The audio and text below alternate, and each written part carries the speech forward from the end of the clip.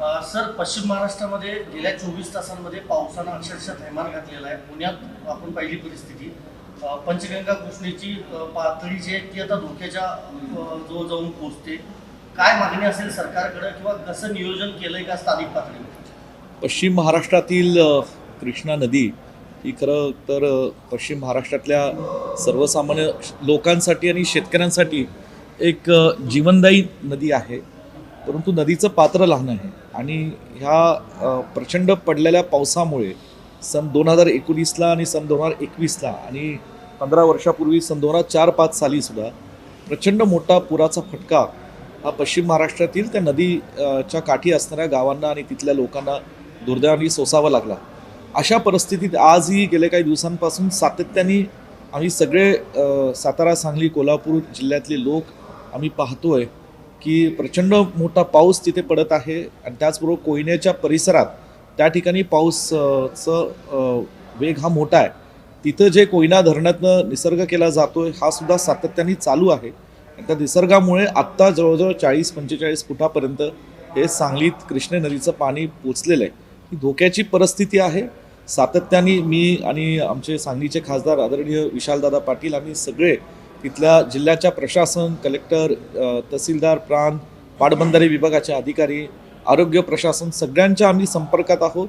त्यांना सगळ्यांना पूर्वतयारी करण्याच्या आम्ही विनंती केली आहे, सूचना दिलेल्या आहेत.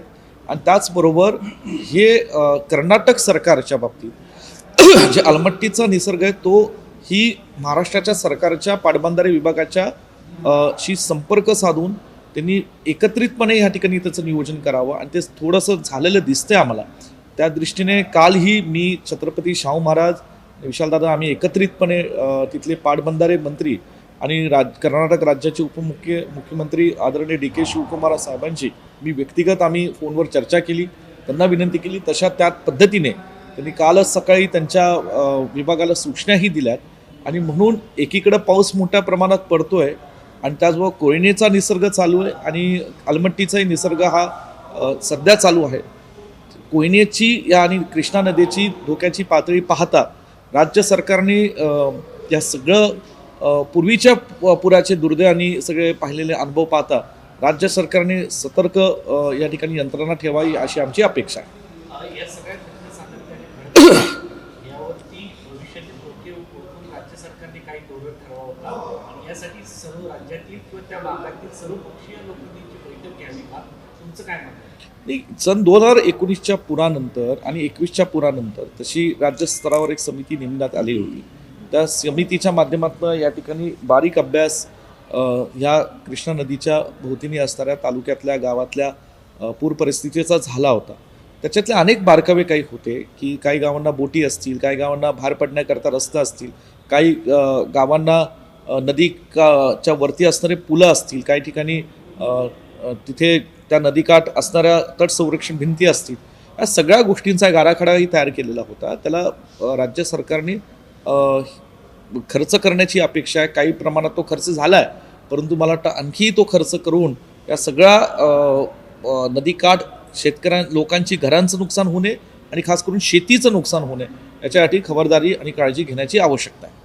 तुमच्याकडे 2019च्या पुराचा अनुभव आहे, तुम्ही त्या पद्धतीचं तुम्ही राज्य सरकारला काही या संदर्भात सूचना करू? मला असं वाटतं गेल्या काही वर्षांपासून अनियमित पावसामुळे निर्माण होणारी पूर परिस्थिती, अनियमित पावसामुळे होणारं शेतीचं आणि पिकांचं नुकसान याचा सातत्याने ग्रामीण भागातल्या जनतेला, सर्वसामान्य शेतकऱ्यांना मोठ्या प्रमाणात त्रास होतोय आणि मला असं वाटतं की याचा राज्य सरकारने फार गांभीर्याने दखल घ्यायला हवी.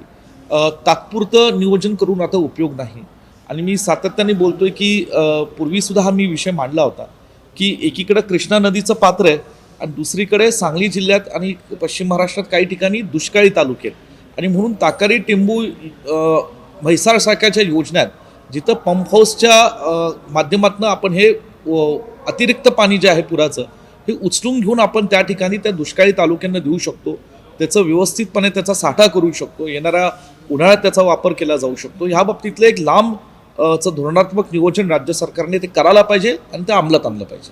तुम्हाला प्रश्न आहे, तुम्ही लोकसभेत याच्या संदर्भात आवाज तुम्हाला वाटतं की लोकसभेत किंवा केंद्र सरकारकडून या संदर्भात काही विषय हे केला जाईल? कारण देशभरात ही परिस्थिती आहे, वेगवेगळे भाग असू शकतात देशाचे, तर देशात ही परिस्थिती निर्माण झाली आहे. हे पहा निश्चित, आणि म्हणून आम्ही तो मुद्दा मांडला, मंत्र्यांशी संबंधित आपण संपर्क साधतोयच. 2 राज्यांचा प्रश्न आहे आणि त्या 2 राज्यांचा प्रश्न घेत असताना कुठे राजकारण होऊ नये, आणि आम्ही कुठे आपण तुम्ही पाहत असा आता विश्वित कदम साहेब बोलले, आणि कुठेही आम्ही राजकारण हा मुद्दा घेतला नाही. निसर्ग आहे आणि निसर्गाला समोर जावं लागणार, पण त्याची तयारी झाली का? तर केंद्राच्या माध्यमातून NDRFचं पथक दाखल होऊन त्या ठिकाणी तयारी होणं गरजेचं आहे. लोकांना स्थलांतरित करताना रिझर्व्ह पोलीस फोर्सची गरज असते, कधी आम्ही मिलिटरीची पण गरज असते. ह्या तयाऱ्या आधी पूर्ण करून घ्यायला लागणार. कधी कधी स्वतःच्या घरातनं लोक बाहेर पडायला तयार होत नाही, पण निसर्ग असा असतो की त्या पाण्याच्या पुढे काही चालत नाही, आणि ऐन वेळेला ह्या लोकांना बाहेर नेत असताना गडबड होतात, आणि मागच्या वेळेला जी दुर्घटना घडली आणि त्यात काही लोकांचा निष्कारण जीव गेला, ते होऊ नये यासाठी काही तयारी राज्य शासनाच्या पलीकडे केंद्र शासनाने केली पाहिजे. आता राज्यातही आणि देशातही एकाच पक्षात सरकार असल्यामुळे आम्ही त्यांच्याकडे ती अपेक्षा करतोच. कर्नाटकच्या माध्यमातून एकामेकावर आरोप होऊ नये, मात्र दोन्हीही राज्यांनी कुठेतरी ते नियोजन केलं पाहिजे होतं CWCच्या गाईडलाईनचं. दोन्ही राज्यांचं 50% 31 जुलैपर्यंतचा जो 60चा नियम आहे तो थोडा त्यांनी दोघांनी उल्लंघन केलेलं आहे. त्याची कारणं वेगळी आहेत, कारण मागच्या वेळी ह्याच जुलै महिन्यात पाण्याची कमतरता असल्यामुळे नदीकाठच्या सगळ्या गावांना उपसाबंदीचा आदेश देऊन सगळे मीटर बंद करून सगळे फ्यूज काढलेले होते, आणि तेच आता आपण पाहतोय की 4-5 दिवसात कोयना धरण पूर्ण भरते का काय? ही निसर्ग आहे हे समजून घेऊन त्याच्यावर एकत्रितपणे सामोरं जावं लागणार. दोन प्रश्न आहेत. वेगळा प्रश्न आहे. एक तर की काँग्रेसनं आता कविता मामाला सुरुवात केली आहे जागा वाटप आणि निवडणुकीच्या संदर्भामध्ये. तर महाविकास आघाडीमध्ये समन्वयाची सुद्धा समिती तर जागा वाटप कधी तुम्ही याची अपेक्षा करताय?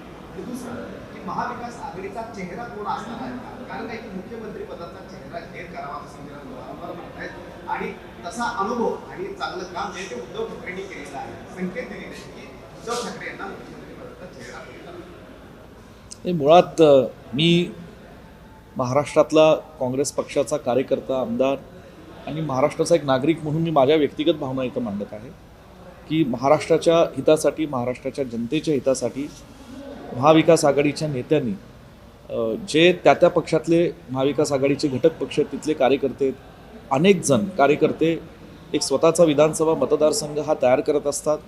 त्यांचा वेळ, अनेक गोष्टी त्यात त्याची गुंतवणूक करून लोकांमध्ये सातत्याने राहून एक विधानसभेची 5-5 वर्ष एक तयारी करत असतात.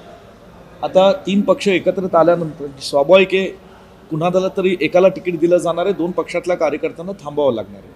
अशा परिस्थितीत मला असं वाटतं की तिन्ही पक्षातल्या ज्येष्ठ नेत्यांनी राज्यातल्या तातडीने एकत्रित बसावं, कारण आता दिवस फार शिल्लक आहे, कमी शिल्लक आहे. मला वाटतं अवघे 70, 80, 90 दिवस आता आचारसंहितेला कदाचित शिल्लक राहतील. त्यातही गणपतीचा एक महत्त्वाचा उत्सव महाराष्ट्रामध्ये आहे, आणि म्हणून या ठिकाणी जागा वाटपा संदर्भात तिन्ही पक्षातल्या नेत्यांनी तातडीने बसावं, आणि जे काही जागा क्लिअर असतील, जे काही धोरण ठरत असेल त्या धोरणाची जागा वाटपाची एक दिशा ठरावी, आणि त्याची लवकरात लवकर जागा क्लिअर करून टाकाव्या. ज्या काही थोड्याफार शिल्लक राहतील, ज्याच्यात काही विषय असतील, तर ते तिन्ही पक्षातल्या नेत्यांनी, मग ते दिल्लीतले नेते असतील, राज्यातले असतील, त्यांनी बसून ह्यातनं मार्ग काढावा. ठेवण्याचं काय कारण आहे? चेहरे जे ते काय दिसत नाही. तसं काही नाही. हे बघा, शेवटी 288 जागांचा विषय आहे. मी पुन्हा सांगतो की 3 पक्षातल्या कार्यकर्ते जे इच्छुक असतील त्या 3 पक्षातल्या कार्यकर्त्यांपैकी एकाला आपण ते उमेदवारी दिली जाणार आहे. फॉर्म्युला अजून ठरला असेल कदाचित राज्यातल्या नेत्यांचा, आणि म्हणून त्या ठिकाणी जो फॉर्म्युला ठरेल त्यातल्या काही जागा कदाचित ह्या क्लिअर होऊन जातील. उर्वरित जागांसाठी चर्चा होणं आवश्यक आहे. ती चर्चा ही तातडीने होण्याची गरज आहे. समसमान जागा मिळाव्या असा मध्ये चर्चा चाललेली आहे. काय वाटतं? नाही, मी त्याच्यावर काही बोलू इच्छित नाही. या बाबतीत राज्यातले तिन्ही पक्षाचे नेते आणि काँग्रेस पक्षाचे दिल्लीतले आमचे नेतेगण योग्य तो निर्णय घेतील. विशालदा, प्रश्न हा आहे की बिहारला मोठा निधी दिलेला आहे, तर तिथे पुरे एकच चेहरा कोण असेल? मला असं वाटतं की हा निर्णय सुद्धा तिन्ही पक्षाच्या वरिष्ठांनी, नेत्यांनी ठरवावा.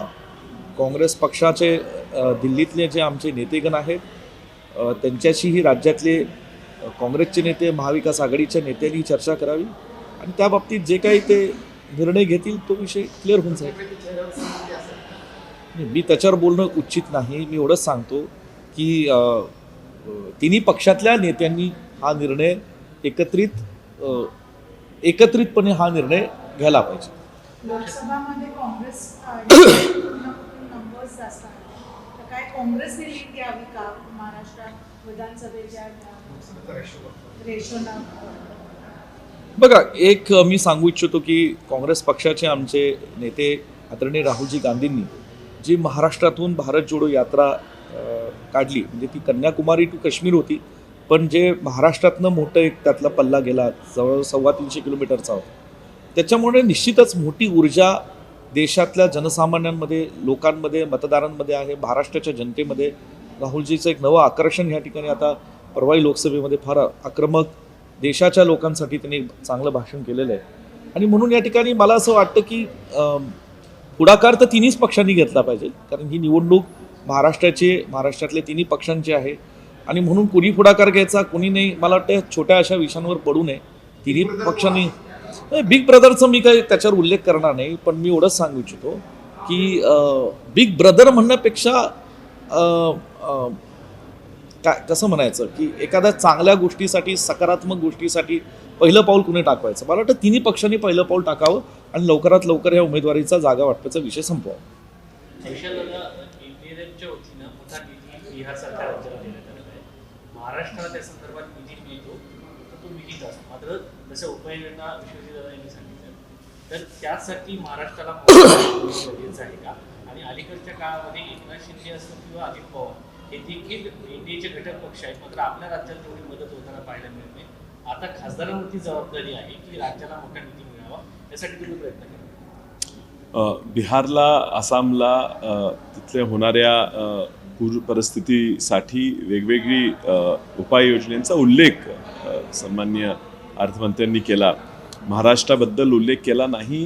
अखंड त्यांच्या 1.5-2 तासाच्या भाषणात एकदाही महाराष्ट्र हे नाव आलं नाही.